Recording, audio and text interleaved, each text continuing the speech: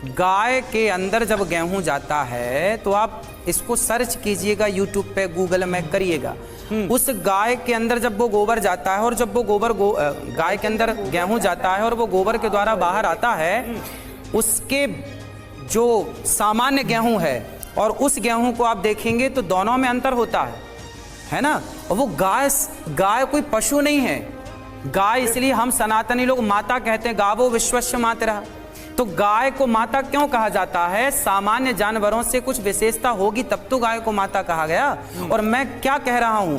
मैं कह रहा हूं कि गाय को खिलाइए गेहूं, फिर वो बाहर निकलेगा गोबर से, उसे धुलिए, उसकी रोटियां खाइए। ये मैंने बड़े बड़े संतों से सुना है और मैंने खुद वो रोटियां खाई हैं। यानी इसका मतलब एक तरह से आप मेडिकल साइंस को चुनौती दे रहे हैं। भाई चुनौती हम नहीं दे रहे, हमारी गाय के गोबर का जो गेहूं है वो धुल के खाओ तो खाएगी गाय, फिर हांगेगी, हांगने के बाद उसमें छांटेंगे। अबे क्या है ये? अरे तो इतना मेहनत तो करनी पड़ेगी ना। अगर बचपन जैसा गंभीर इलाज बीमारी, यही तो पूछ रहा हूँ। ऐसे गर्भवती हुई थी क्या? ऐसे तू बाप बना था क्या? है बे, वो बाबा ऐसे ही बना था तू बाप?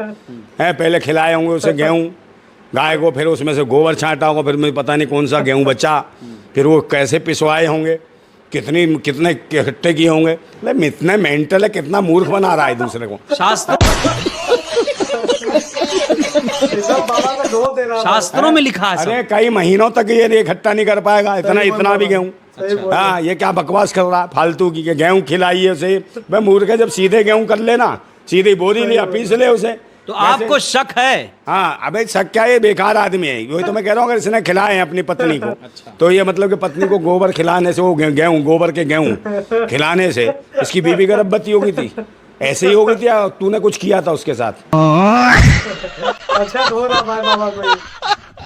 तेरे बिना कुछ किए ही हो गए बच्चे पैदा।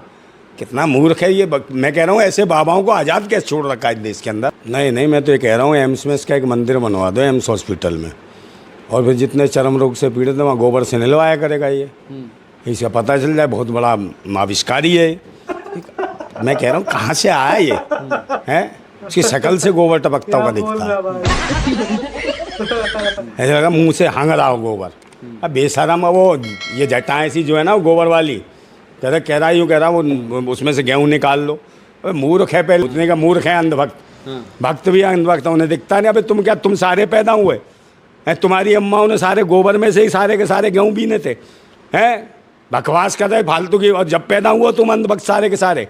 और कितनी महिलाएं जो वो खा रही हैं गोबर में से गेहूं निकाल के, और कितने नहाते हो तुम गोबर से? या तुम्हारे बाप दादा कब से नहा रहे हैं गोबर से? मूर्ख हैं ये अंधभक्त भी। और जब से मर ही जाते तुम तो गोबर से नहीं नहा रहे थे। जब से रोज नहाते हो तुम गोबर से। बकवास करते हैं आके, अंधभक्त भी चूतिए हैं। समझे, मूर्ख हैं इसके अंधभक्त। जिनको ये समझ नहीं साइकोलॉजी, ये तो देखे वैज्ञानिक आधार पे ये है क्या? आपको मूर्ख बताएं? अरे हमें कहते रहे मूर्ख है, ये देखे हम महामूर्ख हैं ये। हैं समझे, हम मूर्ख दिखाई दे रहे हैं। फालतू का बकवास करने वाले बाबा आबा जो बहन बेटियों कहते हैं कितने पति हैं। तू बता, तेरा बाप कितने हैं?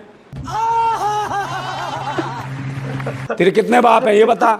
है बे वो गोबराचार्य सड़े हुए से है, बता अपने तेरे बाप कितने? गोबराचार्य बोल दिया आपने बाबा। इसका नाम है ही गोबराचार्य, वो गोबर में से ही निकला होगा ये। समझे ना? तो गोबराचार्य नाम रख दो इसका अंधभक्तों। तो लेने के देने पड़ गए।